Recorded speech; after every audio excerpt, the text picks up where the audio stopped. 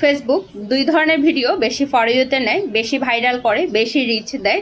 Just এই দুইটা ক্যাটাগরির ভিডিও সবচেয়ে বেশি রিচ হয়, মিলিয়ন মিলিয়ন ভিউ হয়, বিলিয়ন বিলিয়ন ভিউ হয় এবং দীর্ঘদিন টিকে থাকে এবং সর্বোচ্চ ইনকামগুলো এই দুইটা ক্যাটাগরির ভিডিওর মাধ্যমে হয়।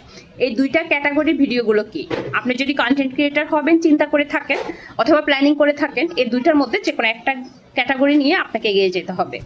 তাহলে আপনি মিলিয়ন মিলিয়ন ভিউ পাবেন, বিলিয়ন বিলিয়ন ভিউ পাবেন, দীর্ঘদিন টিকে থাকতে পারবেন এবং আপনার প্রচুর ফ্রেন্ড ফলোয়ার বাড়বে, ভালো ইনকাম হবে। এই দুইটা ক্যাটাগরি কি এটা জানতে হলে আমার পুরো ভিডিওটা দেখতে হবে। আসসালামু আলাইকুম, সবাই কেমন আছেন? আশা করছি সবাই খুব ভালো আছেন। যিনি বা যারা যেখান থেকে ঠিক এই মুহূর্তে আমার ভিডিওটি দেখছেন, যদি ভালো লেগে থাকে অবশ্যই লাইক কমেন্ট শেয়ার দিয়ে পাশে থাকবেন, আর যদি ভালো লেগে না থাকে নিজের মতো স্কিপ করে চলে যাবেন। ফেসবুক দুইটা ক্যাটাগরির ভিডিও সবচেয়ে বেশি রিচ দেয়, সবচেয়ে বেশি ভাইরাল করে, সবচেয়ে বেশি ফর ইউতে নেয়, সবচেয়ে বেশি সাজেশনে নেয়। এই দুইটা ক্যাটাগরি কি? অনেকের প্রশ্ন, অনেকক্ষণ ধরে দুইটা ক্যাটাগরি বলছি।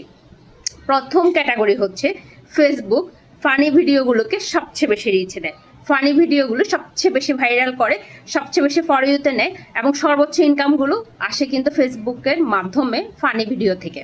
মানে ফানি ভিডিওগুলোর মাধ্যমে ফেসবুক থেকে সর্বোচ্চ ইনকাম করা যায়।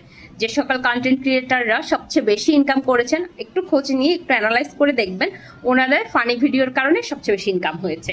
আর দ্বিতীয় আরেকটা ক্যাটাগরি আছে, যারা আসলে দীর্ঘদিন টিকে আছেন এবং নিজের পরিচিতিটা বিল্ড আপ করছেন। আপনার কথা দিয়ে যদি অন্য কেউ ভিডিও করেন, আপনার টপিকে যদি অন্য কেউ ভিডিও করেন, এটাও কিন্তু বুঝে যেতে পারে আপনার অডিয়েন্সরা। যদি ওই পেজে ভিডিও দেখে বলেছে ওইটা তো ওই পেজের ভিডিও, এই আপুটা এই রিলেটেড ভিডিওটা আগে করেছিল, উনি করেছেন, মানে ক্রেডিটটা কিন্তু ঠিকই আপনার থাকে। হয়তো আমরা মনে করি কি এত এত কপিবাজের মধ্যে আমাদের পরিচিতিটা মনে হয় থাকে না, আমাদের অডিয়েন্সটা মনে হয় আমাদের অরিজিনাল কন্টেন্টগুলো দেখেন না, এটা আমাদের ধারণা। কিন্তু অডিয়েন্সরা দেখে, অডিয়েন্সরা এত বোকা না, অ্যাটলিস্ট যারা ফাঁকিবাজি করে এদের চেয়ে ভালো আছে। যাই হোক, আরেকটা ক্যাটাগরি হচ্ছে যারা নিজস্ব অরিজিনাল ভিডিও নিয়ে কাজ করেন, কোনো ধরনের মিউজিক ব্যবহার করেন না এবং ফেসবুকের সর্বোচ্চ গাইডলাইনগুলো মেনে কাজ করেন।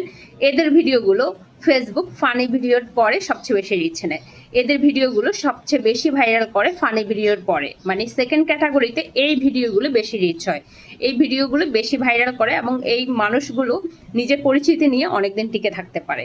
সেই জন্য যারা ফেসবুকে টিকে থাকতে চান অথবা ফেসবুকে কাজ করবেন সিদ্ধান্ত নিয়েছেন, কি নিয়ে কাজ করবেন, কোন ক্যাটাগরিতে কাজ করবেন ডিসাইড করতে পারছেন না, ওনারা এই দুইটা ক্যাটাগরি যে কোনো একটা ক্যাটাগরি বেছে নিতে পারেন। হয় ফানি কন্টেন্ট নিয়ে আপনারা সামনে এগোতে পারেন, অথবা নিজের অরিজিনাল ভয়েসে নিজের শো কন্টেন্ট, মিউজিক ছাড়া কন্টেন্ট নিয়ে কাজ করতে পারেন।